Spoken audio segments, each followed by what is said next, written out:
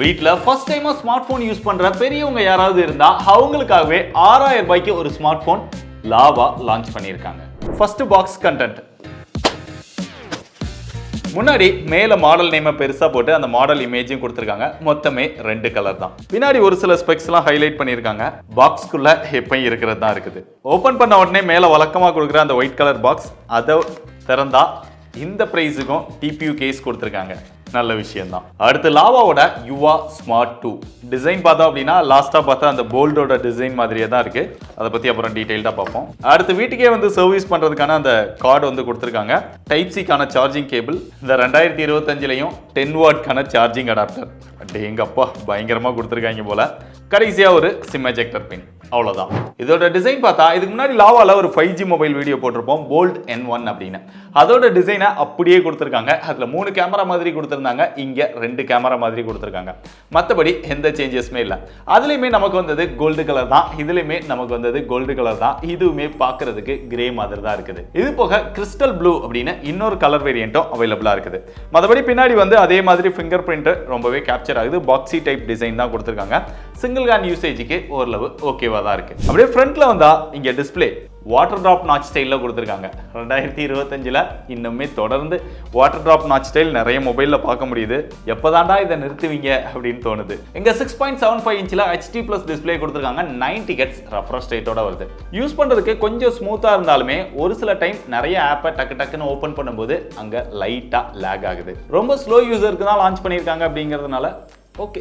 மற்றபடி டிஸ்பிளேயோட viewing experience இண்டோர்ல பார்க்கும்போது ஓரளவு பிரைட்டாவே இருக்குது. அந்த வீடியோஸ் இதெல்லாம் பார்க்கறதுக்கு நல்லா தான் இருக்கு. கேமரா பொறுத்தவரைக்கும் பின்னாடி 13 மெகாபிக்சல்ல சிங்கிள் கேமரா கொடுத்துருக்காங்க. செல்ஃபி கேமரா 5 மெகாபிக்சல் கொடுத்துருக்காங்க. கேமராவோட பெர்ஃபார்மன்ஸ் அப்படின்னு பார்த்தா இங்க பெருசா பேசுற அளவுக்கு விஷயம் இல்ல.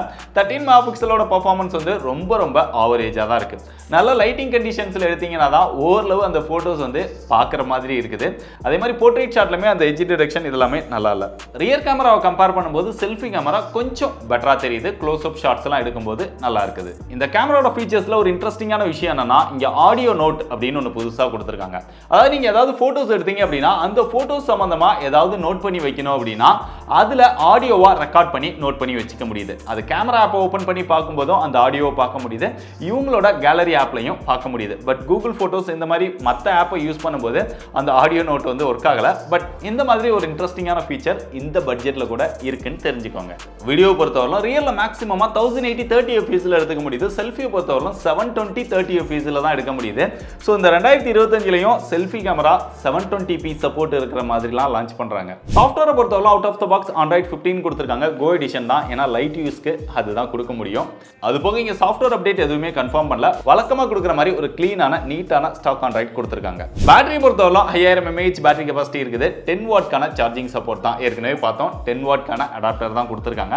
இது இன்னும் கொஞ்சம் பெட்டரா 18 வாட் அப்படின்னு கொடுத்துருந்தாங்கன்னா நல்லா இருந்திருக்கும். இந்த மொபைல் இதெல்லாம் ஓரளவு அக்செப்டபிளா இருந்தாலுமே இங்க பெர்ஃபார்மன்ஸ்க்காக யூனிசாக்கோட 9863A அப்படிங்கிற ஒரு ப்ராசஸர் வந்து கொடுத்துருக்காங்க.